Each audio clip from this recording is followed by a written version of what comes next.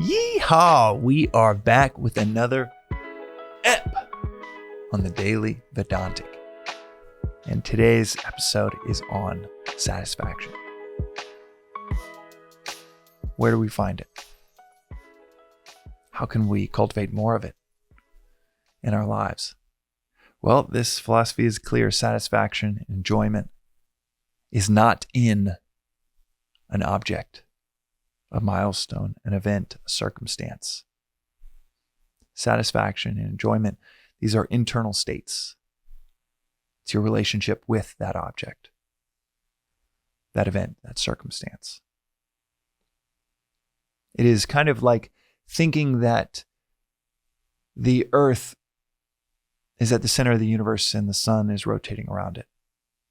You think the joy of life, satisfaction, comes from the cup of ice cream, the pint of beer, the dinner with friends, the vacation that's looming, that's a month out. We perceive that. And the world around us tells us, yeah, it's quite obvious. The sun is going around us. That's what we perceive. You look up in the sky and the sun moves. History has taught us that that perception was patently wrong. The sun does not go around the earth goes around the sun. We just perceived for thousands and thousands of years that the sun was going around us, but it was completely wrong. And now we have a choir of facts and scientists that tell us, yes, we're wrong, and now we have new wisdom. New intelligence, new data has come in. The sun actually is stationary or it is expanding slightly for any scientific nerds out there. It is moving slightly, not even expanding. The universe is expanding. Okay, enough dismantling nerd arguments. But we know that the sun is not rotating around the earth. We don't put that view forth anymore. Because we have become wiser. The view that we still put forth is that enjoyment, joy is in objects, it's in events. It is the ice cream hitting your taste buds. But that can't be the case. Because if I gave you 10 scoops of ice cream, by the 5th or the 6th or the 7th, the same ice cream is hitting the same taste buds, but the relationship has changed. I give you 100 scoops. I've turned that same interaction into torture. So what is happening? What is the anatomy of joy? Joy is an internal state caused by, it might feel like it's caused by external interactions, but it is an internal state. I tell you, you no longer have to eat the 100 scoops of ice cream, and it's the cessation of eating that ice cream that provides you joy after the 15th scoop and 150th bite.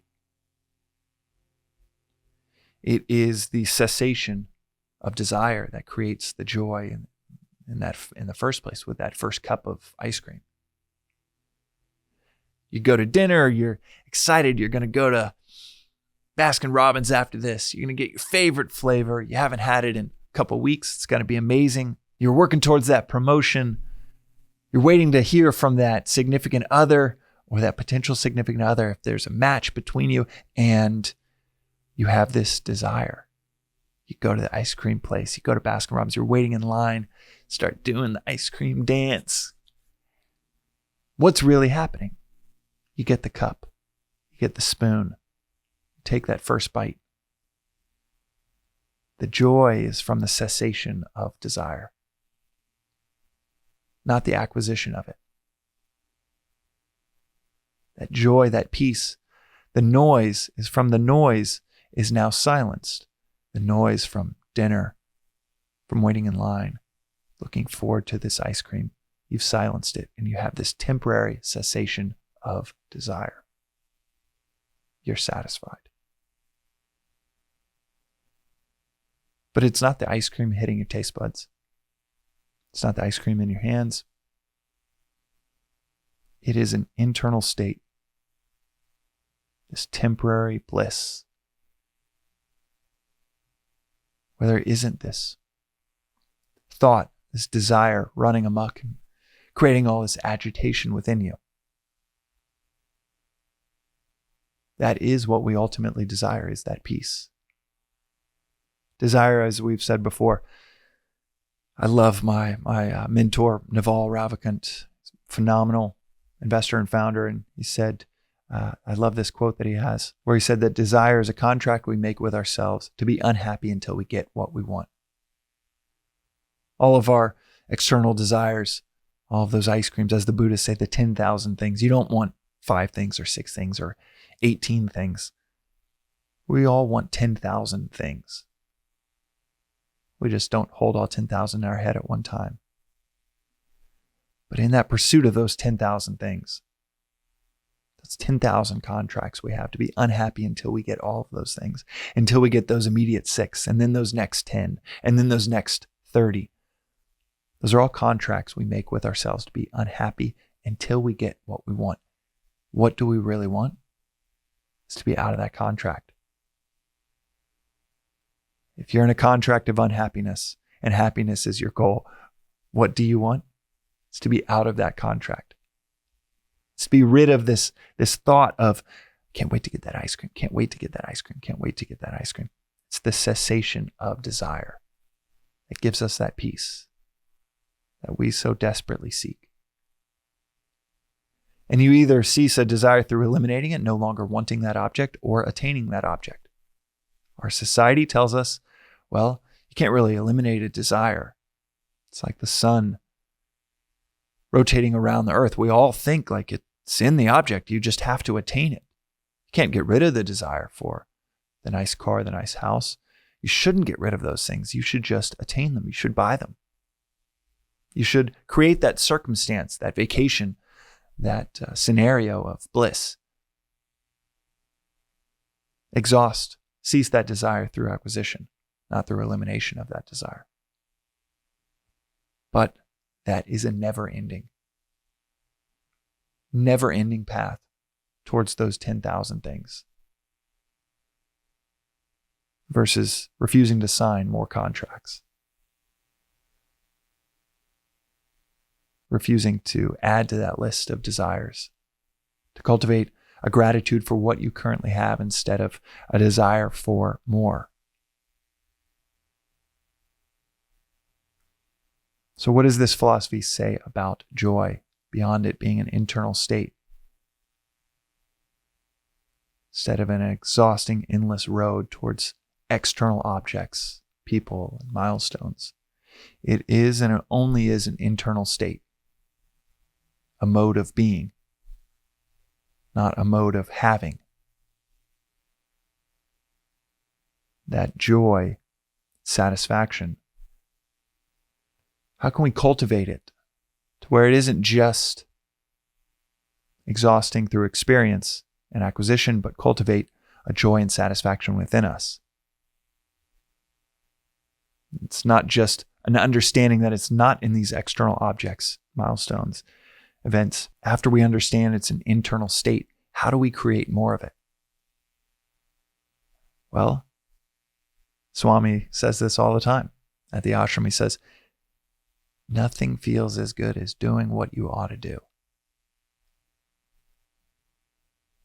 Talk about an inner relationship. Serving your inner self with the choices you make. Serving your body, your mind with what your intellect decides to do. Out of these 6, 7, 2 options, whatever number of options are in front of you, we're going to do what we ought to do. This sounds ridiculous when you first hear it. Indulgence, that's how you find joy. Right? That's what the world tells us.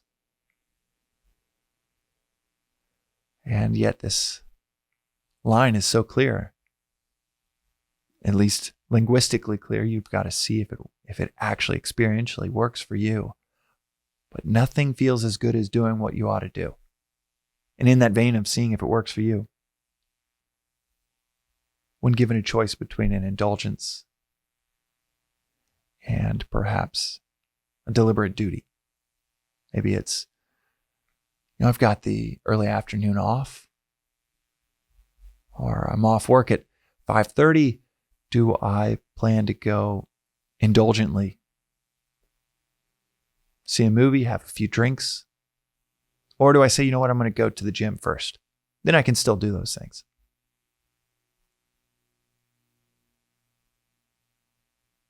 See how you feel, one decision versus the other. Just through experience, through your own subjective experience, see if it's true. Because ultimately, you have to make the objective subjective, or else you're just parroting what others are saying instead of seeing it, turning that information into intuition. See if doing what you ought to do provides you more joy than any scoop of ice cream. Does it provide you that satisfaction that you're ultimately chasing? Not through adding a desire and then eliminating it through experience, creating the desire for ice cream and then ceasing the desire once you have it in your hand and you take that first bite. But instead, you grow a sense of duty for, this is what I ought to do. And then you knock that out. Does that generate energy within you? The right of right action within Vedanta is that which generates energy. Wrong action is that which dissipates energy. So joy, satisfaction, these are very good things. These are not things to look down upon, to avoid in some ascetic type of way. No, these things are beautiful. It's just a reorientation of where do they come from and how do we create more of it. Doing what we ought to do. Try it out and see if that objective statement becomes your subjective experience. See if that internal state, that mode of being, that joy, that happiness, that satisfaction that we are always chasing, maybe it is sustainably attained through duty and doing what we ought to do versus indulgence. Because the beautiful thing of one versus the other is one creates energy for you to pursue more of it. It's like mining or excavating. Instead of gold in a hill, you're mining duty. After a while, you see this work so often that you're like, oh, how do I get more of this? How do I serve here, here, here? There's duty over here. There's this role that I can play over here. Not to an exhausting state where you are doing it for your own personal joy that takes you to an extreme that exhausts you, but through the lens of seeing the end in the beginning. Wow, this gives me joy. I'm going to do more of it. And how do I do it in a sustainable way where it's generating energy for the next 10, 20, 30, 40 years?